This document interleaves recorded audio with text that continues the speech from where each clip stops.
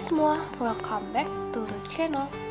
Gimana keadaan teman-teman hari ini? Semoga semuanya dalam keadaan baik-baik saja ya. Kali ini kita akan membahas apresiasi puisi.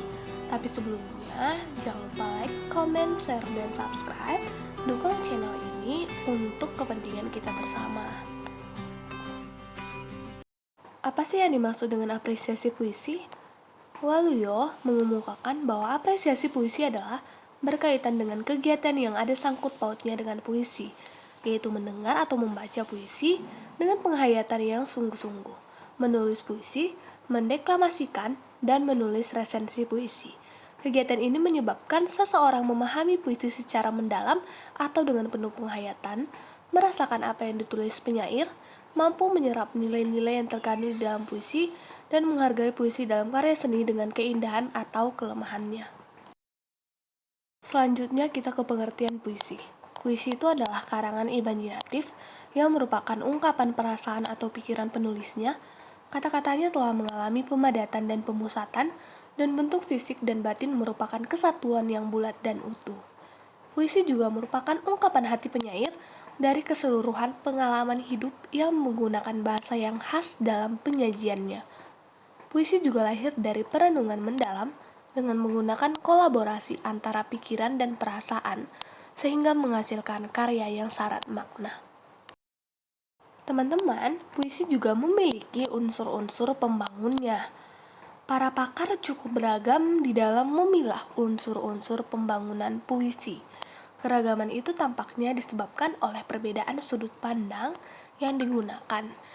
Inti struktur puisi menurut Welek terdiri atas citra, metafor, simbol, dan mitos. Selanjutnya, Tomkins dan Hoskisson menyatakan bahwa alat-alat puisi terdiri atas perbandingan simile dan metafor, pengulangan bunyi-bunyi pada larik atau bait, bunyi-bunyi tiruan, pengulangan kata-kata atau frase, dan pemilihan kata-kata berirama. Kalau kita perhatikan, itu tampaknya pembagian unsur puisi tersebut didasarkan pada struktur lahir puisi. Pembagian tersebut belum menyentuh kepada struktur batin puisi. Nah, Waluyo membagi unsur puisi atas dua unsur pokok, yaitu struktur lahir dan struktur batin.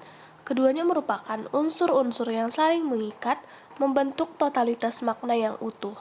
Unsur-unsur tersebut meliputi pengimajian, kata konkret, majas, versifikasi, dan fotografi.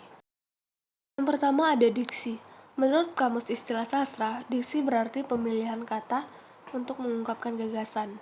Diksi yang baik berhubungan dengan pemilihan kata yang bermakna tepat dan selaras, yang penggunaannya cocok dengan pokok pembicaraan, peristiwa, dan khalayak pembaca atau pendengar.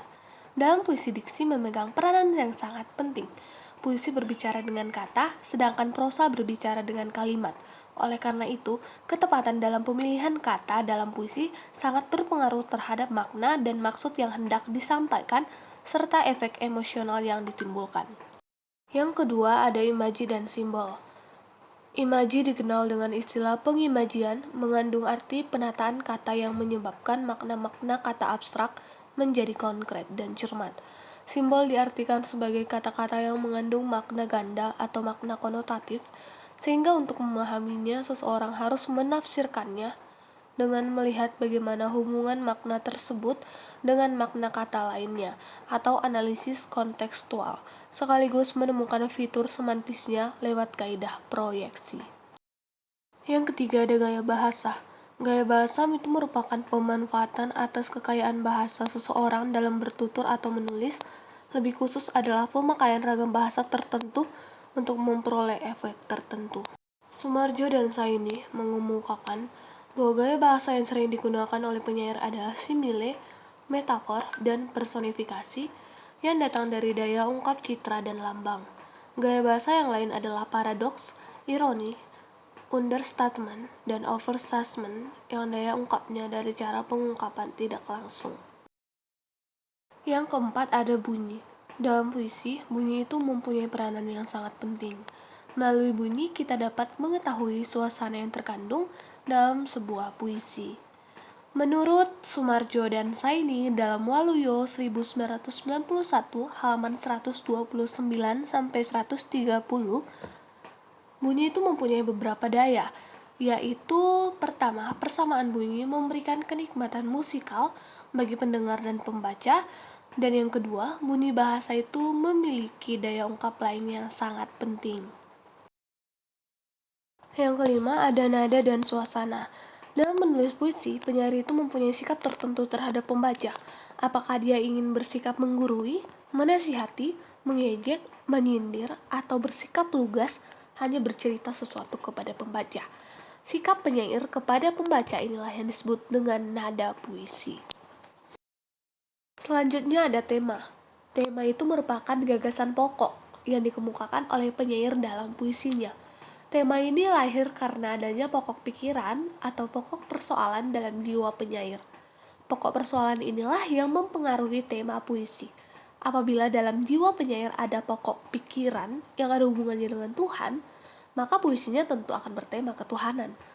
Demikian pula sebaliknya, bila ada dorongan yang kuat untuk memprotes ketidakadilan, maka tema puisinya adalah protes atau kritik sosial.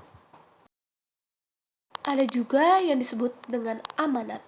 Amanat atau pesan yang hendak disampaikan penyair lewat puisinya dapat kita terima setelah kita memahami isi puisi secara keseluruhan melalui analisis terhadap unsur-unsur pembangun puisi tersebut. Nah, menurut Waluyo, amanat tersirat di balik kata-kata yang disusun dan juga berada di balik tema yang diungkapkan. Amanat yang hendak disampaikan oleh penyair mungkin secara sadar berada dalam pikiran penyair, namun lebih banyak penyair tidak sadar akan amanat yang diberikan. Nah, dan yang terakhir ada tipografi. Tipografi itu disebut juga sebagai ukiran bentuk. Ialah susunan baris-baris atau bait-bait suatu puisi. Termasuk ke dalam tipografi ialah penggunaan huruf-huruf untuk menuliskan kata-kata suatu puisi. Nah teman-teman, itu dia unsur-unsur pembangun dalam sebuah puisi. Semoga ilmu hari ini bermanfaat bagi teman-teman. Dan jangan lupa untuk tetap stay pada channel ini, karena kita akan banyak membahas baik itu mengapresiasi sebuah puisi ataupun mengapresiasi karya prosa fiksi. Terima kasih buat perhatiannya hari ini, dan sampai jumpa di konten berikutnya.